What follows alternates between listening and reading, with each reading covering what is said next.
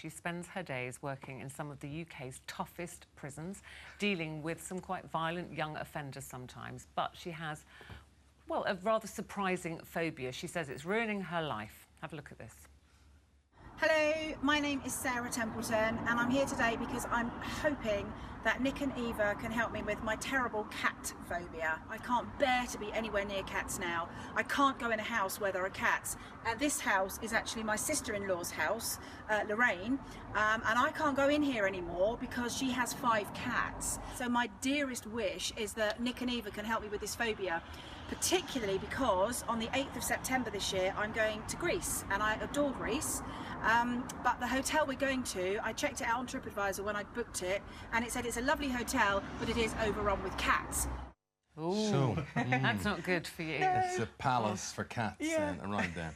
Now, Sarah, the interesting thing about all of this is you believe that your fear and your phobia of cats, again, started on a holiday, but it wasn't too long ago. How long ago was it? It was about 6 or 7 years. And tell us what happened. OK, it was in Cyprus. I used to go to Cyprus a lot because my stepmother moved to Cyprus, so I was going to Cyprus once or twice a year. And I was out for dinner at an outdoor taverna, and suddenly I noticed that there was a rockery and there were about 4 or 5 cats, and they seemed to be sort of standing around and looking at me. And the people at the table could see I was getting a bit anxious, so they said, move away from the cats. So I moved away, and then without even realising why, I suddenly realised I was shaking uncontrollably, I was crying, and it just sort of happened without my knowledge. And did they come anywhere near you? No, they didn't, but they were all standing very menacingly. They were looking at you. Looking at me. They weren't looking at anybody else, they were looking at you. I felt they were all looking at me, and this reaction, as I say, it surprised me. It wasn't a conscious thought. Just suddenly I was literally like this, crying, and people were helping me up from the table. And up until that point, you never had a problem with cats? Not to that degree, no. I wasn't particularly keen on them, and they did always tend to follow me around, and they always jump on me. OK, now, this is what surprises me, because I always would have thought whatever the problem is, it would be much more deep-rooted than that, not 5 or 6 years ago. What do you guys think?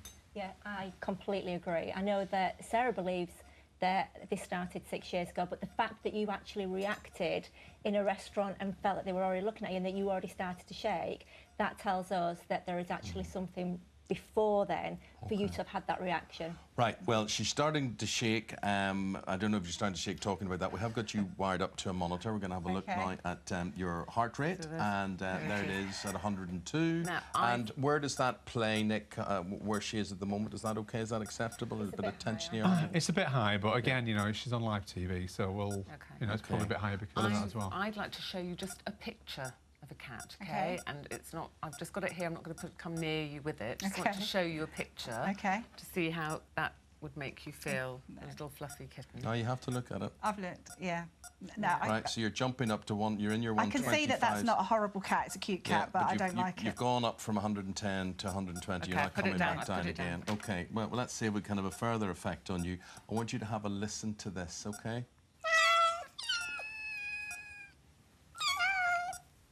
I doubt that's probably so bad because I can't see anything, but... Yeah, that's not so bad. Actually, you can see you've got camera listening to that. OK, let's see if we can up the ante here at all. We've got a basket. Don't bring... No, we won't bring them near you. We promise we won't bring them near you. Is there one coming? Right, here we go. We won't bring it near you, love, honestly. No, I don't want to be near that. OK, all right. All right, OK. Right, get the idea. Thanks very much indeed.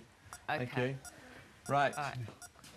OK, where do we go from here? Isn't it? I'll probably cry now. Oh, sorry, this is what it does. Sorry, but we just wanted to... We just need to show Nick and Eva how bad this is for you. The thing is that we really need to, for you and for us to see where you're at, because part of our therapy involves evidential sort of treatment within it. So for you to see the difference is part of the healing process. I'm fine. As well. In my head, I'm fine, but this reaction happens, and I know they were in a basket, so I know they couldn't get to me. But this kind of happens. You're not becoming...